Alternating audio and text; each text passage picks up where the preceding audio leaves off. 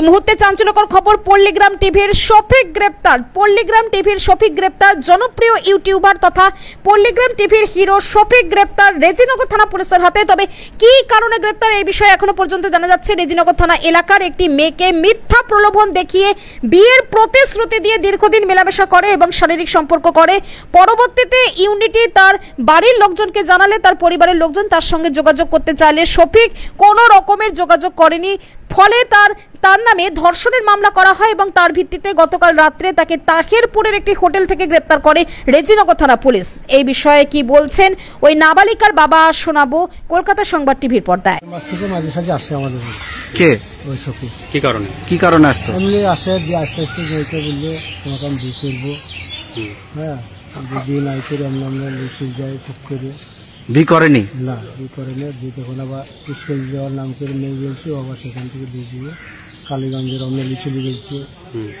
দিয়ে বলছি যে আমি বিয়ে করবো, খারাপ লাগে চলে গেছে। সেগুলো আমাদের বাড়িতে বললো বিয়ের প্রতিশ্রুতি দিয়ে, মানে শারীরিক সম্পর্ক করেছিল। হ্যাঁ, করেছে। দিয়ে ওইটা আমাদের বাড়ির মেয়ে ছিল যে তোমার বাপকে ডাকো, তোমার বাপ আসো। যে বাড়িতে এসে দিল, পুলিশকে খবর দিল, পুলিশ চলে আসলো। একটা মীমাংসা করবো। হ্যাঁ, মীমাংসা করি বলে আর করলো না। দিয়ে যখন ও আবার চলে গিয়েছিল বাংলাদেশ, দিয়ে এক সপ্তাহের ভিতরে আমি বাংলাদেশ চলে যাবো। আমাদের কিছু লোক আছে, ওরা বলে দেয় কৃষ্ণনগর বাহাদুরপুর হোটেল ভাড়া করেছিল। ওখান থেকে রাত্রে 1টার সময় ধরে এখানে 2:30টার সময় এসেছে। ওর নামে কেস করেছিলেন? কি কেস করেছিলেন আপনি? ওই রেপ কেস করা আছে। রেপ কেস করেছেন? কি মানে ভাওতাবাজি কেস করেছিলেন? হ্যাঁ, ভাওতাবাজি করে কাজ করেছে। মেয়ে হোমে আছে, মেয়ে ট্রিটমেন্ট সব হয়ে গেছে। মেয়ে হোমে চলে গেছে 4 দিন আগে। কি চাইছেন আপনি? ও সরকারি যা ভালো লাগবে তাই করবে, আমরা কি চাবো। আজ যে পুলিশ কোর্টে তুললো, কি বলবেন? কোর্টে তুললে ওর সাজা হওয়া চাই। সাজা? হ্যাঁ, ও যা কাজ করেছে সেই কাজের সাজা। আপনি মেয়ের কে হন? না, বাবা। মেয়ের বাবা। মেয়ে কি করতো? মেয়ে স্কুলে পড়াশোনা করছে, 11 ক্লাসে। কিভাবে পরিচয় হলো এমনি? পরিচয় ওর সঙ্গে তো হয়নি। জানপুরের একজন মেয়েকে খুব জ্বালা যন্ত্রণা করতো। ওর আসল নাম হচ্ছে আকেশ, ডাক নাম ভোলা। ওই যখন ওরকম করলো, মেয়ে এসে বাড়িতে বললো যে এই ব্যাপার। এখন আমরা ওকে খোঁজাখুঁজি করতে লাগলাম যে ওর বড় বাপ জানপুরে বাড়ি। দিয়ে বলছি ওয়ালি ঝামেলা করো না, আমি বলে দিচ্ছি, ও আর কিছু বলবে না। যখন ও বলে দিলি তখন ওরা কিছু বলবে না। ফাঁকা ফোন কদিন করলো, 2-4 দিন, যে ঠিক হয়ে গেল। তারপরে শফিককে ফোন নাম্বারটা দেয় বাড়ি, ওই ভোলা।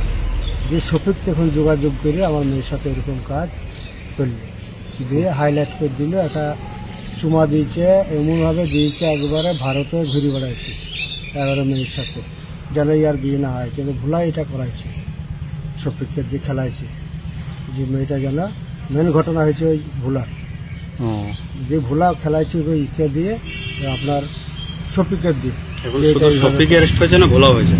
হ্যাঁ, আর 2 জনাতে শফিক আর হয়েছিল। এবার শফিক বলছে ওসব বাদ দেয় আর ছেড়ে দিয়ে এই শফিককে বলছে যে তোরা তুই পালিয়েছে।